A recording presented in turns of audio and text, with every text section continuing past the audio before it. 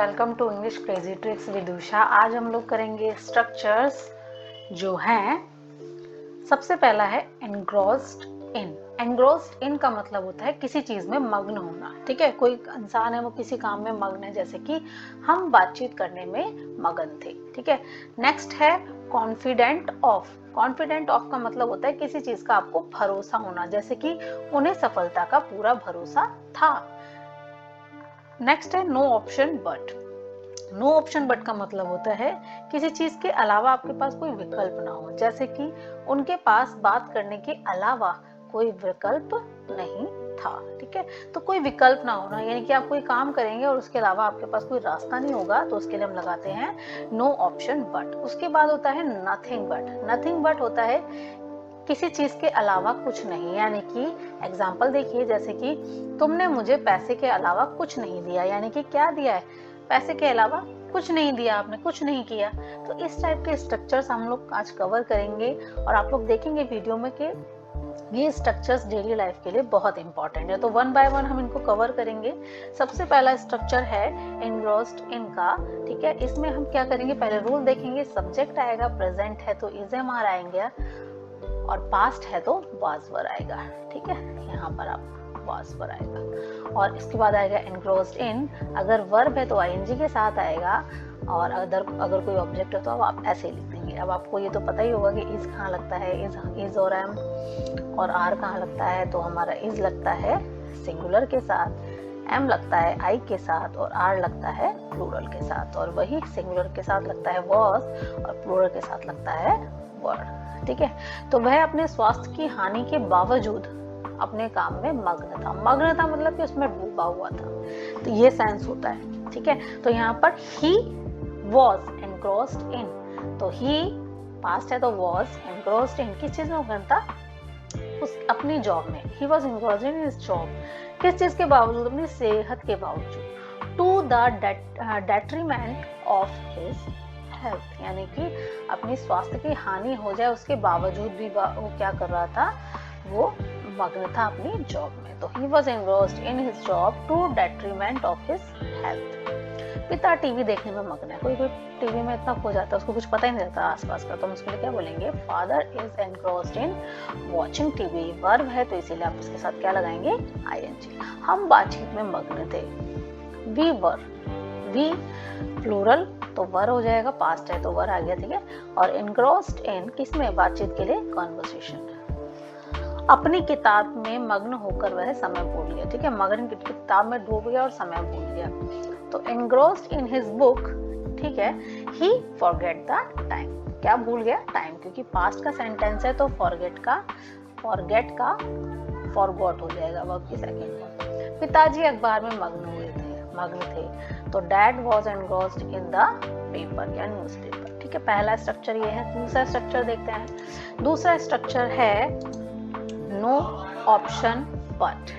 ठीक है, यानी कि किसी चीज के अलावा आपके पास कोई विकल्प ना हो। ठीक है, रूल क्या होता है,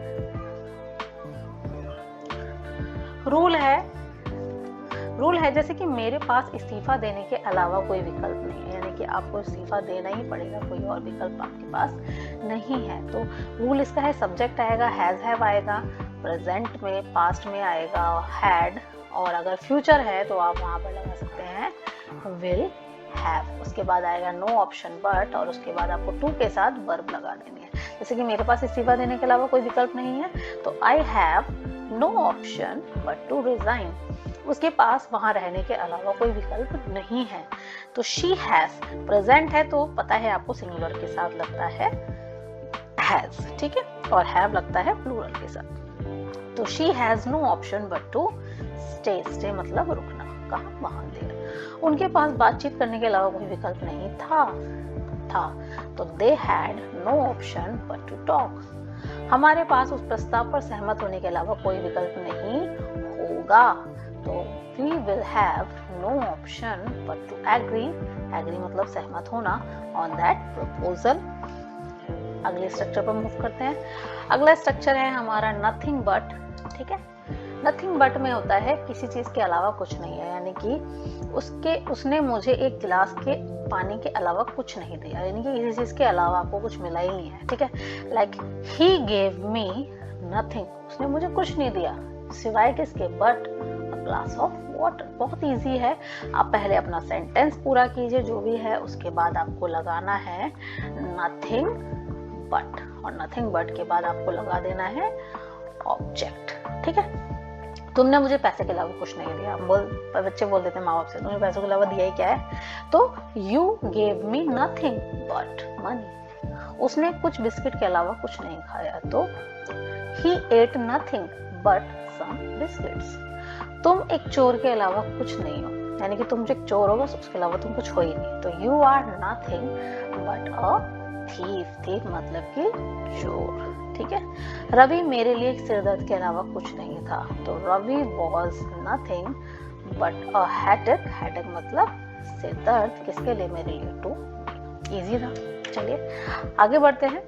लास्ट स्ट्रक्चर है हमारा कॉन्फिडेंट ऑफ, ठीक है। कॉन्फिडेंट आपको पता ही चल रहा है, यानी कि किसी चीज का आपको क्या है, पूरा विश्वास है, पूरा आपको भरोसा है, तो सब्जेक्ट आएगा, प्रेजेंट है तो इज एम आर आएगा, पास्ट है तो पास्ट पर आएगा, कॉन्फिडेंट ऑफ। वर्ब है तो आईएनजी के साथ लगाइए, ऑब्जेक्ट में आ जाएगा। उन्होंने सफलता का पूरा भरोसा था, उन्हें सफलता का पूरा भरोसा था, तो he was confident of success, ठीक है। He was confident of success. Success हमारा क्या हो गया, एक ऑब्जेक्ट की तरह काम करता है, नाउन की तरह, तो सक्सेस। मैं अपने भविष्य को लेकर आश्वस्त हूँ, मतलब मुझे भरोसा है, विश्वास है, तो I am confident of my future. Police का कहना है कि उन्हें बंदूकधारियों को पकड़ने का पूरा भरोसा था, तो police says they are confident of catching the gunman. Catching पकड़ना, आईएनजी लग गया, और गनमैन मतलब वही बंदूक जिसके पास थी। टीम जीत को लेकर भरोसेमंद है, यानी कि टीम को भरोसा है कि वो जीत जाएगी, तो team feels confident of winning. Commentary में आपने ये सुना होगा, ठीक है। तो यही थी हमारी आज की वीडियो, तो आई होप मेरी वीडियो से आपको कुछ सीखने को मिला है, तो please keep supporting me, keep watching my video and like, share, subscribe. Thank you so much.